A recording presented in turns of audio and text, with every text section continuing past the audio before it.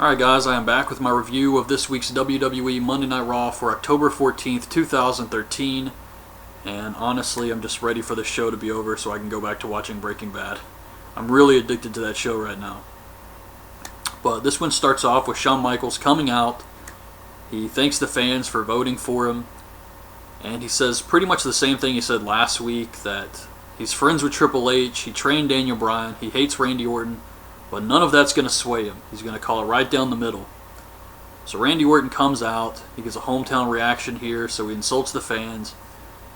And he says Shawn Michaels knows about screw jobs, but he better not screw him. And Shawn Michaels says he's not going to be intimidated by Randy Orton. Orton goes for the RKO. Shawn Michaels goes for Sweet Chin Music. Orton backs off. And then Orton gets attacked by The Miz. So this leads to Orton versus Miz, which was okay. I didn't really care about this personally. Miz goes for the figure four, and then the Wyatt family comes out. So the lights go off, and when they come back on, the Wyatts are on the ramp. And this distracts Miz. Orton hits the RKO for the win. And afterwards, Bray Wyatt cuts a promo on Miz and says that Miz is everything he loathes. He's obsessed with fame, money, and because of this, Bray Wyatt is going to put him down. So they're still building towards this whole Bray Wyatt versus Miz feud, and honestly, I expected Miz to just get squashed here and have Orton defeat him yet again, so I'm glad they kind of changed it up and actually they tried to make it look like Miz was going to win the match with a figure four and then had the Wyatts come out. So at least it was a little different. But, I mean, who believes Miz would have beat Randy Orton? Santino versus Fandango.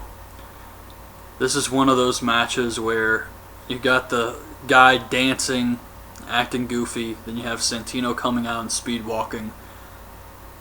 And it's just one of those matches you don't want to watch with someone who's not a fan because it's very hard to explain. It's like one of those embarrassing moments. And they've been having a lot of those lately. But Santino goes for the Cobra. Summer Rae gets on the apron and distracts him, so Fandango rolls him up for the win. Not much to this one at all. Paul Heyman asked Brad Maddox to make the stipulation for the Ryback Punk match a handicap match with Ryback and Curtis Axel versus Punk. And Maddox says that if Ryback can beat R-Truth faster than CM Punk can beat Curtis Axel tonight, then Heyman can pick the stip. If Punk beats Axel faster, Punk gets to pick the stip. Then they mention Xavier Woods signing a petition or trying to get a petition signed by a bunch of wrestlers to bring Big Show back. Why would WWE listen to a petition to bring back Big Show? Why would they do that? They don't care. So that storyline is already just dumb as shit. And then they show us a video about John Cena. Los Matadores versus 3MB again. So Los Matadores hit the double T move, get the win. The Bull runs around, shakes his crotch, and jumps on Jinder Mahal. That was it. But there were some ridiculous tweets during this match. If you read the tweets at the bottom, one of them said, "The John Cena story inspires me to never give up." And then another one said, "Punk is a cheater, and you're a hypocrite. Anything else, Heyman?" Where the fuck do they find these? They just showed another John Cena return video hyping up the Hell in a Cell match against Del Rio, except this one's like all creepy or something. But Triple H and Stephanie McMahon come out and actually forgot that they mentioned on SmackDown how there was a warrant out for Big Show's arrest. So what the hell would a petition do when the police are actively searching for the Big Show? But that's pretty much what Stephanie and Triple H said, that Big Show attacked Triple H and now they're pressing charges, and Big Show's going to have to beg them to stay out of jail and avoid financial ruin, and any other superstars that step out of line are going to have to beg for their jobs. Triple H is going to be the bad guy. So Daniel Bryan comes out, he gets a yes chant started, and then he gets attacked from behind by Del Rio. Stephanie says, Daniel Bryan, your opponent's going to be Del Rio later tonight, and then Triple H does a yes chant. Ryback versus R-Truth.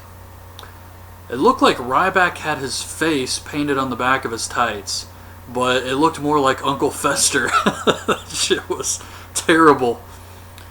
But R-Truth tries to waste a lot of time by running around the ring, and Ryback eventually gets him, beats him with Shell Shocked, and Ryback's time is 5 minutes and 44 seconds. I am halfway through this show, and nothing has happened. It's been very mediocre. So Stephanie McMahon puts Brie Bella in a match against Tamina. She bans Nikki Bella from ringside but says AJ will be out there. Then we get the Real Americans versus Tons of Funk. Zeb Coulter cuts a promo on Los Matadores. So sometime in the future they're going to have a goofy match. The Bull's going to gore Zeb Coulter, all that crap. You know what's coming. The tag match itself, Cesaro was awesome. He was the best part of this match. He's just freakishly strong. I would love to see Cesaro win Money in the Bank next year. But Cesaro beats Brodus Clay with a neutralizer, and then he hits the big swing on Tensai. Brie Bella versus Tamina. I felt like the female Diesel Tamina here did way too much selling. But eventually she wins with the big boot. She hits a shoulder breaker on Brie Bella after the match, and then hits her with the splash. AJ gets in, puts her in the Black Widow. Officials have to pull her off. I thought this was okay. Backstage, Daniel Bryan is pissed off that Stephanie McMahon is taking things out on Brie. And then we get Punk versus Curtis Axel. Punk wins with the GTS. He has 10 seconds left, so he gets to pick the stip. And he tells Heyman the stipulation will be Ryback and Heyman versus Punk in the cell at the pay-per-view. So, I'm not interested in this at all. We've already seen this.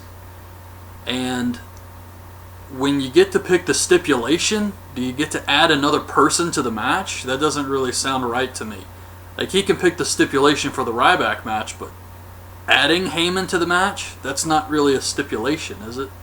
But anyways, that's the match set for the pay-per-view now. So this was pretty stupid. You got Daniel Bryan versus Del Rio. And they were having a good match. Got a lot of time here. And then Orton appears on the Titantron. And he says, I'm going to go check on Brie Bella. And he goes in the trainer's room and shuts the door. And they immediately start screaming. So Daniel Bryan fights off Del Rio, but he has to leave. He's got to go check on Brie, so he loses the match by countout. He gets in the trainer's room, and they're still screaming, but Orton's nowhere to be seen. So Orton attacks him from behind. The Bella's acting was so bad. They're like, no, stop. And Orton just beats up Daniel Bryan and lays him out. And that was it. It was really silly, and the acting was so bad here. Definitely not the best Daniel Bryan Randy Orton segment. The Shield is backstage with Triple H and Stephanie, and Triple H tells them that their match tonight's going to be no DQ and to finish it. So it's the main event, the Shield versus Goldust and Cody Rhodes for the tag titles, even though the Usos are #1 contenders. They really got screwed over. And it's no DQ. So, of course, Ambrose ends up getting involved in the match. And Goldust and Cody Rhodes are fighting 3 guys. It's basically a handicap match at this point. They're using chairs. Goldust gets speared through the barricade, but they're still trying to fight back. And then Big Show comes through the crowd. You would think the police would expect him to be in the area. And how would he even sneak into this place?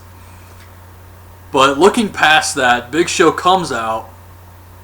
He takes down Ambrose, takes down Rollins, and he knocks out Roman Reigns. And Cody covers him and gets the win. New tag team champions. This was awesome. Very good match here. And just great stuff all around. Even the Big Show stuff was good. Then Triple H runs out and just pushes Goldust and Cody Rhodes aside like bags of shit. Like they mean nothing. And then he just has a stare down with the Big Show. That was it. That's how the show ended. So Raw this week, I have to say, was a very average show. With the exception of the main event, everything on this show was just mediocre as all hell. So that's my review. Hope you guys liked the video. Leave your thoughts on the show in the comments, and thanks for watching.